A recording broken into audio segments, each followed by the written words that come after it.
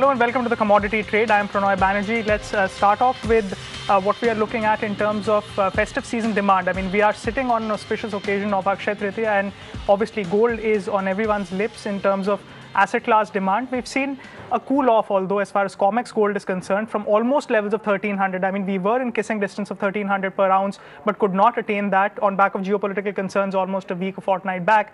But after that, we've cooled off some bit. So we've come off to levels of closer to $1265 or $1270 an ounce. The rupee has also appreciated in the meanwhile. So that has obviously caused some kind of cool off in Indian gold prices as well, which is now below that 28,000 rupee per 10 gram level.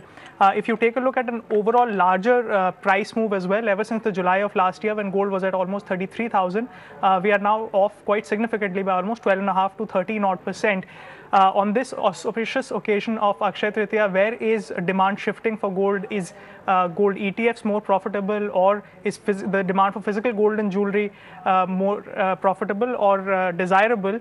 To discuss all of that, we have Prithviraj Kothari, Managing Director at Riddhi Siddhi Bullions, who joins us from Bombay, Hitesh Jain, Analyst at IIFL, and also Prathamesh Malia, Chief Analyst at Angel Broking. Hitesh, let me start with you first. Where do you see prices going? I mean, on back of the currency appreciation move, as well as the global COMEX level of around 1265, we are mostly negative to absolutely flat right now.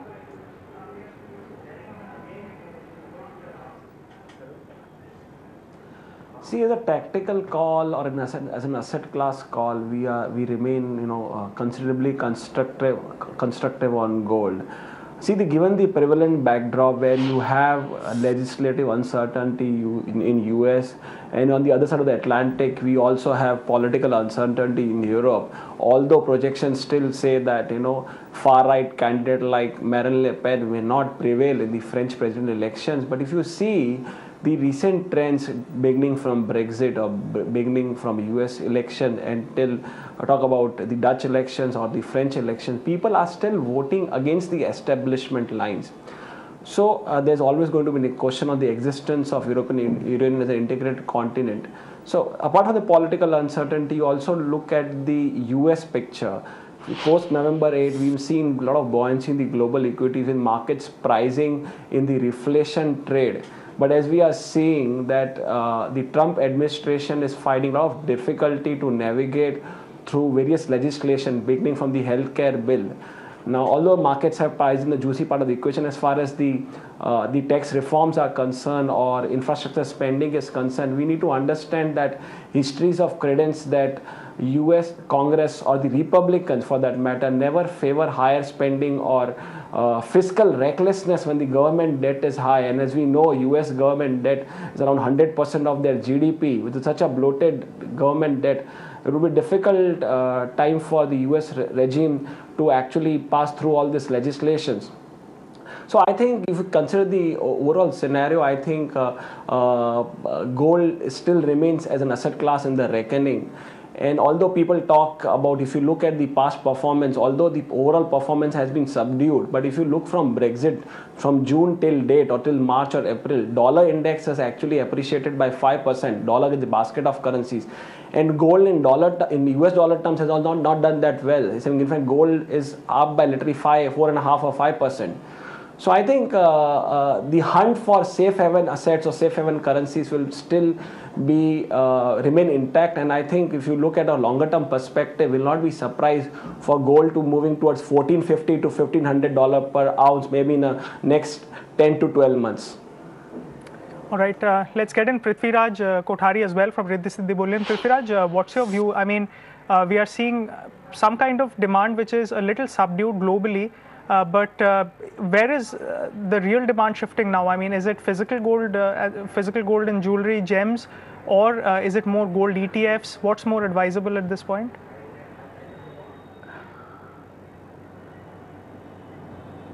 I think it's the more advisable is the gold sovereign bond. So if you invest in the gold ETF,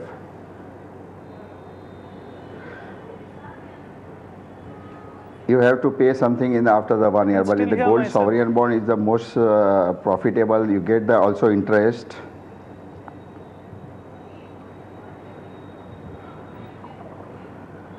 But in India, mostly people wanted the physical gold side. They have the touch, this feelings of a touch.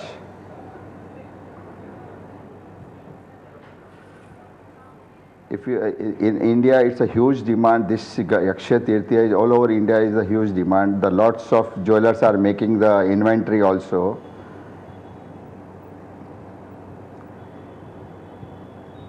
But if we see the, especially in the Telangana and Andhra Pradesh, there is a huge gold demand.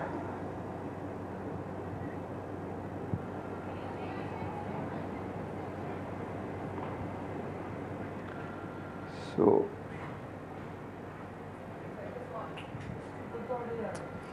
Right.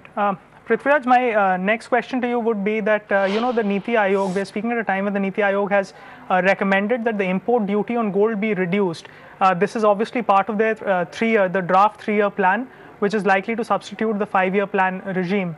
So what's your view on that? I mean, we've seen a lot of volatility on back of the decisions associated with tweaking of that import duty. But in terms of this recommendation, do you think that it will bring in more stability over the longer term in terms of prices?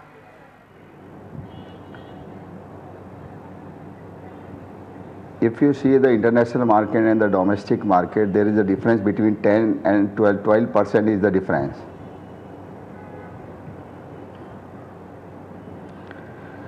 And if you see the data of approximately 600 to 650 tons of gold import in India,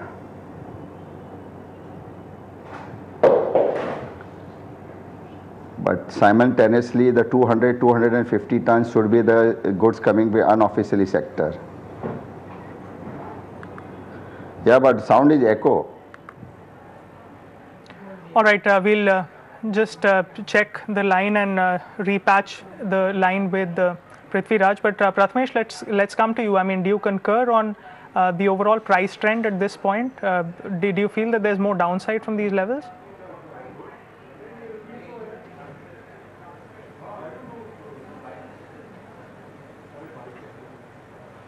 I think whatever be the downside, it would give investors the buying opportunity because I feel the risk would still be on in the months ahead. You see the outcome of second round of French election that is on the card. Uncertainty with regards to the tax breaks that US President is announcing. So this two uncertainty would again bring back charm in gold.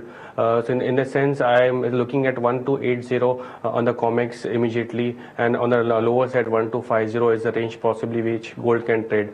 If in the Indian markets, yes, Akshaya Tritiya will bring physical buyers back in action, but that would be a short-term impact. But whatsoever it may be, we advise our investors to remain on the buy side in gold for target towards 29,000, 29,500 in the Indian markets. What's the flows that you're seeing into gold ETFs, Prathamesh, at this point?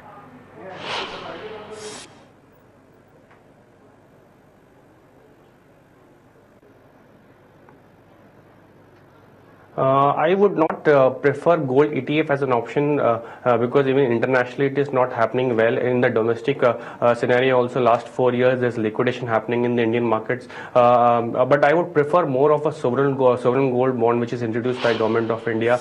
If investors in India want to invest in gold with an intention of earning returns per se, but as such consumer sentiment in India remains very high towards physical gold. So you really cannot detach Indian consumers to invest in sovereign gold bonds, although our advice would be to invest in sovereign gold bonds. So in that sense, ETF is not that favorable vis-a-vis physical as well as even sovereign gold bonds. Right, Prathamesh, can you explain the rationale for our viewers and for our, for investors watching at this point behind the preference that you exercise over sovereign gold bonds? What's the kind of return that you're seeking from there, and how favorable it can be from maybe physical gold and jewelry or even derivatives for that matter?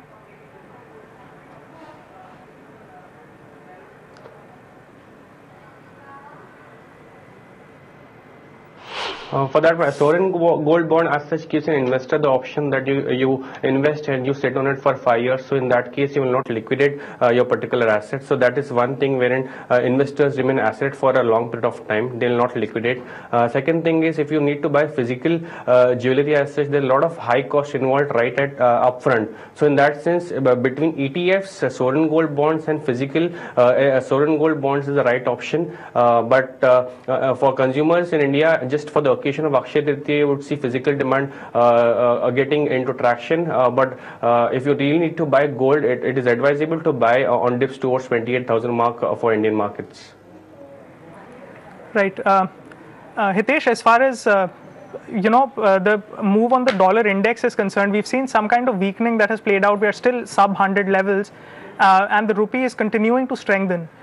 So owing to that, there has been some domestic weakness as well. Do you think this is a good time to dip in, into physical gold?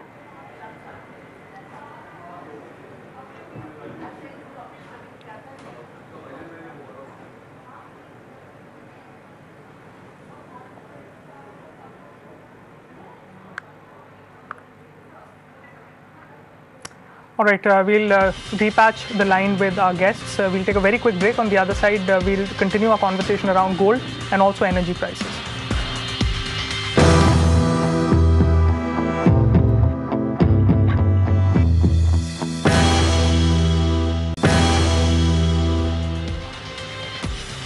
Welcome back. You're watching the Commodity Trade. We have been in conversation with Prithviraj Kothari from Riddhi Siddhi Bullion, Hitesh Jain from IIFL, and also Prathamesh Malia from Angel Broking.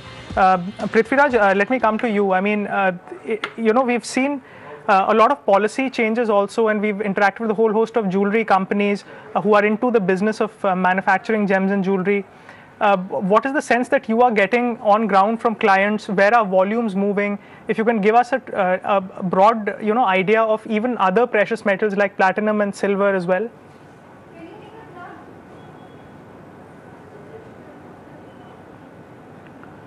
I think the government has to think about the policies. We want to always be put that the one master circular is there. The master circular for each and everything, because if you see the RBI policy is separate,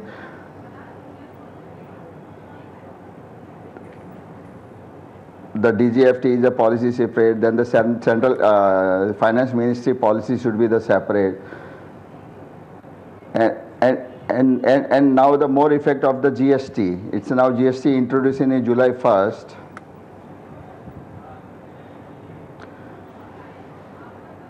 So I think people are very nervous to that this industry, the whole industry is nervous, how the consignment is moving, what's the percentage of a GST in bullion and also the jewelry sector also, because everyone is worried about the percentage. If you see the customs duty, till today the custom duty is 10% and 2% is the excise and weight. So it means around all the 12%. It's still the big difference between the international market and the domestic market. So if we survive the industry in Indian market, because the whole is the handmade and manufacturing is a big unit in India, and their whole full demand of in the European and Gulf side also, like Bangladesh, Pakistan, and the Bengali karigars jewelry, the handmade jewelry. So government think about the domestic industries also. They are very difficult to 12%. And also the value addition, we cannot export the goods in a bullion form, or maybe there is a lot of refineries in India also, so we cannot export the goods also because their value addition norms is there. So the many things are in between, still the hurdle, but I think government slowly should everything should be clear in a very short term, because now government is very positive on this industry. They wanted to be a make in India, so I think it's a slowly everything should be there, but we require the one master circular is there. Hitesh, would you agree? If you can also tell us, what do you think about the GST rate? Because obviously the fitment of rates is yet to happen. That's still not decided. What rate, above what rate do you think could the impact be extremely negative? And what is being factored in, at least from the trader and client community at this point?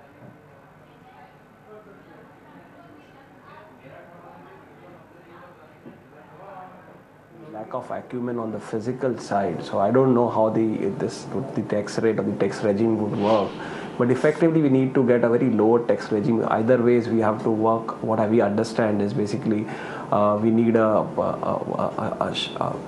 cut in the import duty, or we have to get a moderate GST rate. And so there is no clarity as far as how the things are going to work out on that front.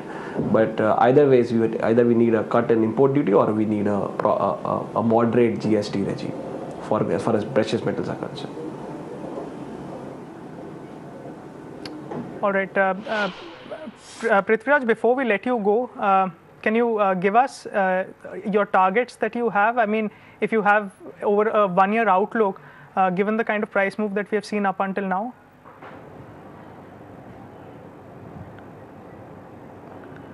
I think on the gold downside should be in the long term, in a 1 year time period, I think it's on downside should be 1180 to 1230 in the downside. And on the upper side should be $1,315 to $1,400. I am bullish on gold, and as well as also the silver. And I think the platinum is almost $320 less than the gold price. So I think if people want to invest in the platinum, is the best opportunity to invest in the platinum. In a couple of years, they get the good return compared to the gold and silver. All right, Prithviraj, we are going to leave it at that. Thank you so much for joining in and giving us an industry viewpoint as to where volumes are moving on an auspicious day like this, and also your preference and target levels as well. Let's include other commodities also into this broader net of the commodities complex. We've got Azlin Ahmed, editor, crude oil markets from Argus Media, joining us from Singapore. Azlin, it's good to have you on the show. We've seen a lot of volatility in the last week and in the last fortnight. Around the EIA as well as the API data, because on some of those weeks, the data has been quite the opposite as opposed to street estimates. Where do we go from here on? And especially from the US shale standpoint of things, because that's really spoiling the party in terms of overall production levels, despite the strict adherence to compliance. Okay, on the US data, I think that what the market is looking at more would be the EIA data, because that's more of the government data. There has been a bit of divergence between the API and the EIA data, but I think that the EIA data is more reflective of what is happening in the US market, because what we've seen is that in the first couple of months of this year, US crude stocks were rising quite steadily, and that was because a lot of the refineries were under maintenance, so that led to a stock build. But we have seen in the last 2 weeks that the crude stocks have started to fall, which is illogical, because the refineries, especially in the US Gulf, are starting to come out from maintenance. So I think that the market tends to look a lot more to the Energy Information Administration data rather than the API data. US production has been rising steadily, although the increase on a weekly basis has been quite small. The last data that we've seen is that production is about 9.2 million barrels per day, and that's an increase from at the start of the year, when it was about 8.8 to 8.9 million barrels per day. Latest EIA data shows or forecasts that US crude's production could be about 9.22 million barrels per day on average in 2017. But that could rise even more to about 9.9 million barrels per day next year, assuming oil prices don't crash. Right, Azlin, be with us. We also have other guests on the panel. We'll come back to you with other details as far as North Africa and West Asian supply is also concerned. But Prathamesh, what's your near-term target, say over a week-long horizon? Because at the end of May, we'll also be heading into that meeting stage. So up until that time?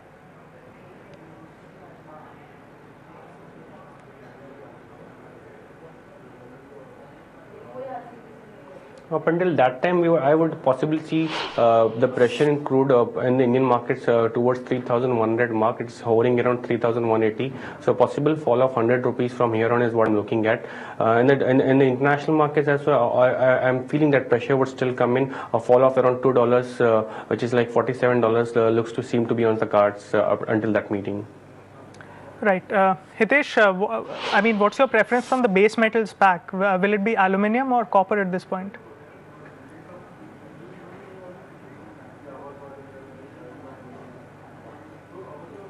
Most inspiring amid the fundamental profile which we have for the metals. See, although there has been some constraint on the mining side as far as copper and zinc is concerned, but if you look at the refined markets, there is no sign of tightness, which can be characterized by high inventory levels and subdued spot premiums. You look at Shanghai premiums both for copper and zinc, they have been actually changing course now.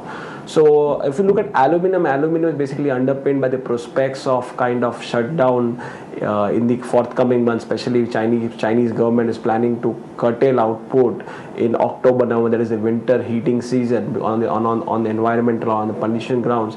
That is basically giving an element of support. But overall, I'm not too optimistic or encouraged by the recent demand supply trends. Because although China has imposed a lot of curtailment, you look at Chinese aluminum output numbers, they're still growing on YOY basis. And the other factor which led to buoyancy in the entire non-ferrous and the ferrous spec was basically the kind of buoyancy which we saw in the Chinese real estate sector, which derives a major chunk of the end user demand. We need to understand that Chinese will not like too much of overheating the property markets. They've already imposed several curbs and restrictions, and I think moving the second half of this year, you're going to see more restrictions, which eventually going to be reflected into kind of a slowdown in the property markets. So I see a big retracement in most of the non-ferrous metals. If you look at copper, which is trading at $5,700-$5,600 per ton, I think it may not sustain, and I will not be surprised copper moving towards $5,200, $5,300 per ton. Although supply side issues prevailed at the onset of the year, but slowly you see all the supply side issues in Chile and Indonesia subsiding or fading away. So among the lot, in the short run, I remain supportive. I remain bullish on aluminium, but overall the tone is not too much supportive. All right, and very lastly, Azlan, before we let you go, what would your target on Brent and WTI both be?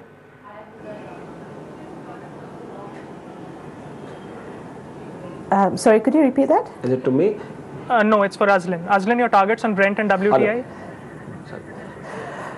For Argus, right now, our expectations for ICE Brent in May and June is that ICE Brent will probably be about 54.50 to 55.50. The expectations is that demand in June will increase because the European refineries will be coming out of maintenance. We do see that the spread between ICE Brent and WTI would still be about roughly $2 or slightly more than $2. So that should continue for the rest of the second quarter. That's what we think. All right, we're going to leave it at that. Prathamesh, thank you so much for joining in. Hitesh, thanks for joining in with your view on gold as well as the other metals complex also. And Azlan, as always, appreciate your view on crude. That's all the time that we have on this edition of Commodity Trades. Thank you so much for watching.